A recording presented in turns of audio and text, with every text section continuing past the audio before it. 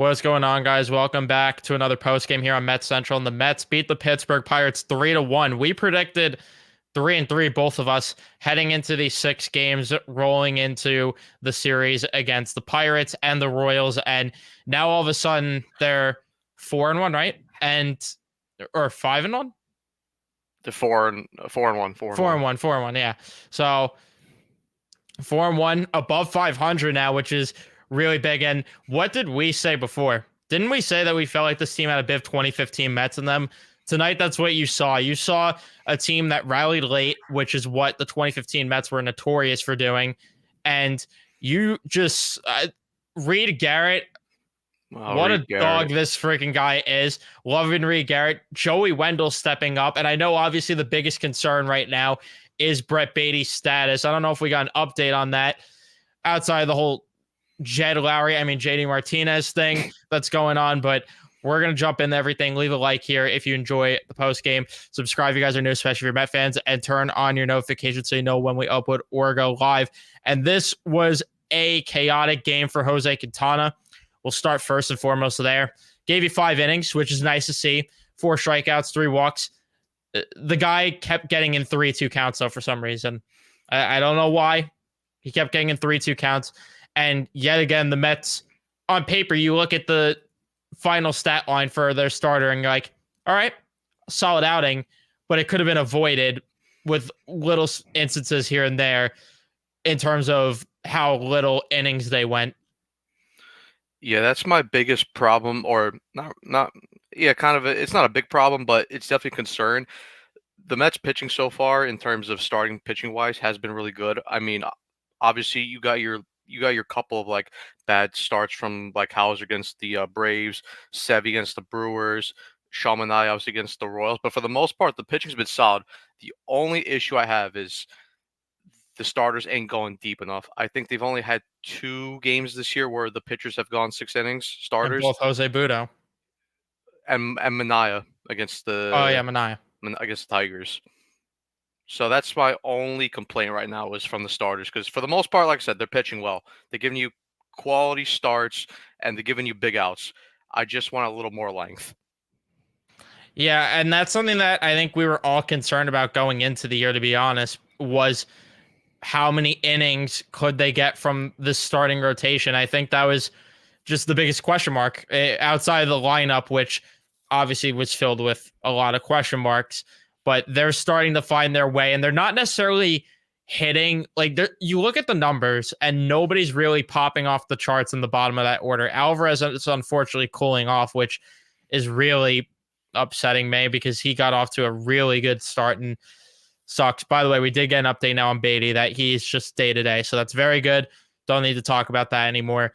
But the thing with this lineup is they're not getting necessarily consistent production, but they're getting the timely hits, which is huge because that's something that this team's DNA was in 2022, 2015 especially, where they weren't scoring a lot of runs. And it was always in the clutch, getting late rallies and punching teams in the mouth.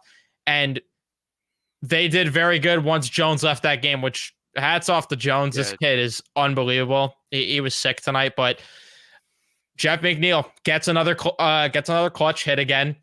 Pete Alonso went 2 for 4. Joey Wendell getting a clutch hit with Baty needing to come out of the game too. So that's something that could have changed things. You get a run on a balk as well, which I love seeing how hyped this team gets too with every little moment now. It feels like there's more emotion than there's been the past few years.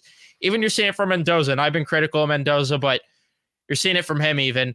But this team is starting to find their way in terms of the clutch gene that we've seen before, in terms of just that, like outside of the fact that their lineup's not producing consistently, at least they got the clutch gene. And like you said, with the pitching standpoint, they got to get length, because that was to segue all the way back to the main point here, is that was our second biggest question, or I guess tied for first biggest question, is how many innings are you going to get? Because we're all assuming Severino at some point is going to miss time.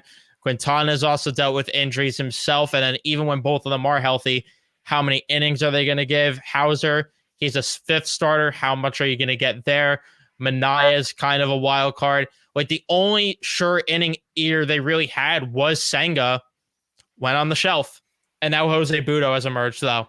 So we'll I take it. I think the biggest positive for me going over these last couple games is, especially through the first two series where they went 1 of 5 against the Tigers and the Brewers, we were all saying that this does not look like a David Stearns team at all. But over these last 4 series against the Braves, Reds, Royals, and Pirates, they are starting to look a lot like a David Stearns team. Good pitching from both starters and the bullpen, timely hits, clutch hits, got from unexpected guys as well. Joey Wendell, DJ Stewart, and also the good defense. Big up Harrison Bader tonight for that big play and he robbed the hit off Andrew McCutchen. Harrison Bader. It's starting to look a lot. Oh, yeah, that was another guy for I didn't mention for clutch hits, but Harrison Bader as well. He's coming Juan up. Lagares. He's the new Juan Lagares for this team. But yes, especially like when you looked at that first series, like obviously we were there at opening day against the Brewers, and from David Stern's last organization, you saw how that team was constructed. Like what we're seeing from the Mets now. Clutch hitting, good pitching from starter and relief, and good defense. The only difference is the Brewers steal a lot more bases, which I would like to see the Mets start to do more. But I think as time goes on and this team starts to mold more under David Stearns, I do think we will start to see that more as well. Yeah, I agree with that completely. And some of those stolen bases, though, are coming from Marte in the 2-hole, which I was very anti-Marte up the lineup in the 2-hole. But listen, if it's going to work, it's going to work. And it worked in 2022. They got where they did, obviously fell short because they choked the division at the end. But yeah, this lineup for some reason is better with Marte hitting second. I don't know what it is. The only issue still is Lindor's not hitting well left-handed, which is still a problem. But you're getting, like you talked about, clutchness, and then the fielding too, which you talked about, which David Stearns emphasized so much. You're seeing it in action. Like, listen, as much as I get on Harrison Bader, as much as we clown him for being the modern-day Juan Lagares, you got to respect the fact that we have not seen a center fielder make these pop flies look this routine in a very long time. Like, the reason we're so amazed is because we don't see it. And outside of Brandon Nimmo's special 2022 season, where he was unbelievable defensively, we just haven't seen that type of defense since Juan Lagares won a damn Gold Glove. Yeah, that's what I was going to say. The last guy who coincidentally done it at a consistent level was Juan Lagares.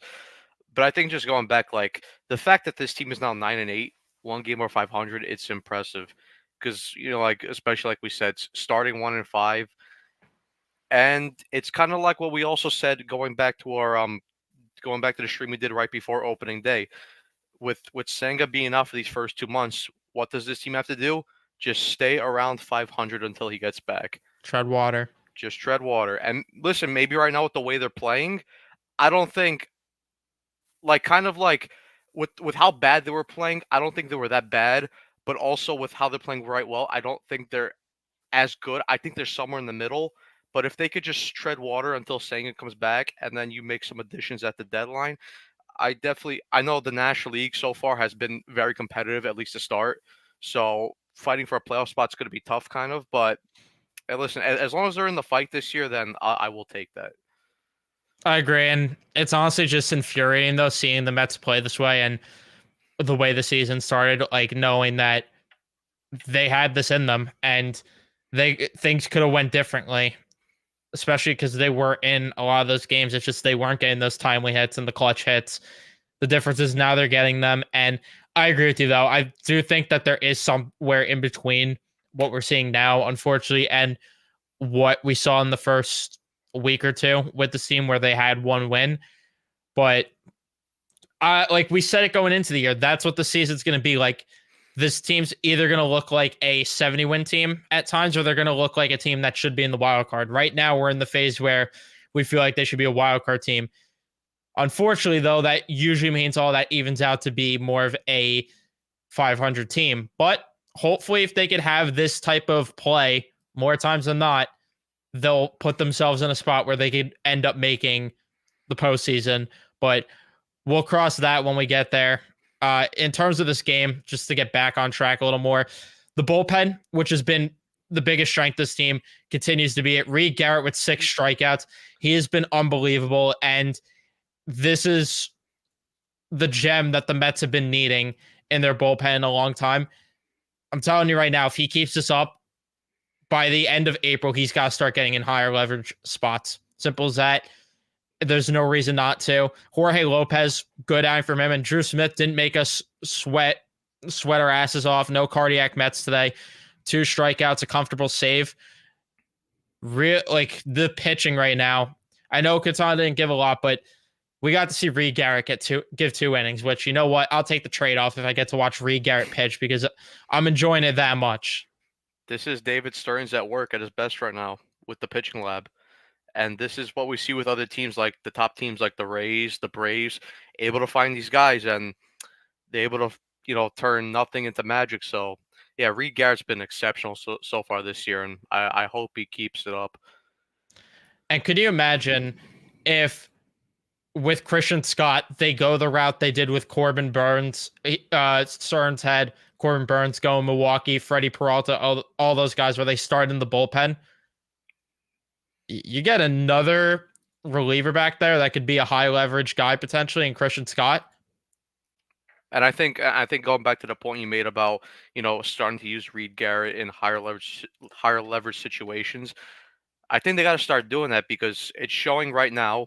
He's very trusted right now, and I know like a couple games like we saw earlier in the year, like against the Reds, for example, where they needed wins, and Mendoza felt like he had to use his top guys all in one day. With Rayleigh, Ottavino, Diaz. Now with Reed Garrett, you don't have to use all 3 one of those days. You could space them out, and so maybe Diaz doesn't pitch one night, but he'll be available the next day, which is you want to see because you don't want to burn all your top guys in just one game. Yeah, exactly. And the Mets, honestly, though, like thinking about it, they're in a spot where Reed Garrett's probably not getting those high leverage situations because they don't necessarily need him to. You mentioned Diaz, Ottavino's after a rough first 2 outings, starting to find his footing. Brooks Raley's been unbelievable. Lopez has had a couple shaky outings, but he's been good. As much as Drew Smith annoys a lot of Mets fans, the swimming miles must not be in the stands because he's actually looking really good right now. I don't want to get too ahead of myself, but this bullpen right now has a lot of good. They are more than Jack Harlow right now. Like the options they have is unbelievable. And like Jake Diekman, we thought was going to play a bigger role for this team. He's been one of the lesser guys, and he's still not even been bad, which you look at the ERA and the numbers like that, it's not necessarily pretty, but it's early in the season. About outing or 2 could inflate ERA there. So I'm not worried about that because he did have the one in Cincinnati where things ended up being bad there for him, unfortunately. But like this bullpen has so many tools right now, and they have so many guys in Syracuse who could add to that if they wanted to. And even if not, if you want to make your bullpen even stronger, the way to do it is to not tax them as much. If these starters, like we mentioned at the top, could start to give you more innings, and if Christian Scott comes here, which he looks so good in Syracuse, he needs to be here sometime soon, especially if, listen, I don't think Hauser's been particularly bad, but say what we're seeing from him on a nightly basis continues, and by the end of April, say that, or maybe not the end of April, I should say more middle May, like early middle May, say this is kind of who he is, and then Christian Scott's still tearing it up in Syracuse, I'm pulling the move there at that point. I'm making a move there at that point, or I'm exploring potentially a 6-man rotation because they could. They really could do it if they want to because Grant Hartwig isn't obligated to be on the roster. You bring up Christian Scott, and I trust this bullpen enough because Reed Garrett could give you multiple innings. You start to get some more innings out of a guy like Christian Scott. That saves your bullpen a bit too. You get Rayleigh Smith could give you multiple innings. Like they do have an avenue there if they wanted to potentially go down that road. Definitely. The way Christian Scott's been looking right now in AAA, he's been looking. Especially his strikeout to walk ratio. I think he only has. I think it's what 34 strikeouts, 3 walks so far, Stupid, yeah. and he has 3 walks so far, but two of them actually came tonight. So before going into this game, he only had 1 walk throughout this year so far, which is crazy. But yeah, I think they will explore the 6-man rotation, especially with especially early with easing in Senga back. I think they'll definitely look at it because I mean then you could run a rotation of Senga, Sevi, Quintana, Scott, Budo, Hauser. I mean, it's maybe not top quality in terms of name wise, but and I also forgot Manaya too. So they do have options. And like I said, maybe it's not the most sexiest in terms of names, but if these guys are going to keep giving you what they're giving you so far, and occasionally you have the bad outing, which is expected, because like I said, none of these guys are apart from Sango, who's not here yet. They're not top guys, so you get what you get from them, and yeah, let's see what happens. Yeah, and if they did do that with the 6-man rotation involving Scott, like it's not a bad idea either potentially to put Adrian Hauser in the bullpen. Like he was Yeah, pretty comfortable there when he was in Milwaukee. as a long Arguably his relief best guy. season was Yeah, he spent a lot of time in the bullpen. He had 35 games he played, 18 starts, and all of a sudden you have a guy that could eat multiple innings if you need him to, and he's a spot starter if you need. and listen, this team desperately missed a guy like Trevor Williams last year. He could be the ideal Trevor Williams replacement.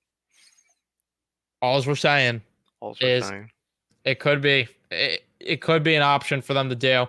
The only issue with that is how they're going to manipulate the roster because outside of like once Sanga comes back and Scott, it's like Hartwig's obviously the guy they get rid of, but outside of that, who do you even take off this roster? Like there's really nobody you could argue that should be off this roster in terms of the pitching staff. So that would be a tough decision for them. Luckily, not my decision. We're also getting a little ahead of ourselves in terms of what the team could be. But there's really not a lot to talk about with this game, honestly. Like they took care of business, came up clutch late, and now they're above 500, and they won the series already against Pittsburgh. So taking care of business, and who's on the bump tomorrow? I should say. I was about to Sevi. Sevy on the bump. That's right. So it's a 1 o'clock game, 1 o'clock. All right. So and it's big because tomorrow, if Sevi pitches good, they get a sweep. They're 10-8, and they have a great rebound homestand, which they go 5-1, which is just complete opposite of the opening the season with that 1-5 homestand. But like I said, you sweep tomorrow, they're 10-8, and you carry a lot of momentum going into California. the only issue is they're facing Bailey Falter, soft tossing lefties, Uh, and uh, against the Mets are but never ideal. But but we do have righty Lindor tomorrow. a fair point. But at the same time, Pete Alonso's not going to swing the bat well. That's true. So there's really there's no true winning here unless they actually do it until the bullpen comes into the game. Like the fact that I'm legitimately talking about Bailey Falter being an issue for the Mets is just gross in itself. But that's really all we got to talk about with this game. Really not a whole lot else. So thank you guys so much for watching. Leave a like if you enjoyed it. Subscribe if you guys are new. Turn on your notifications so you know when we upload or go live next. And we will see you guys in the next one.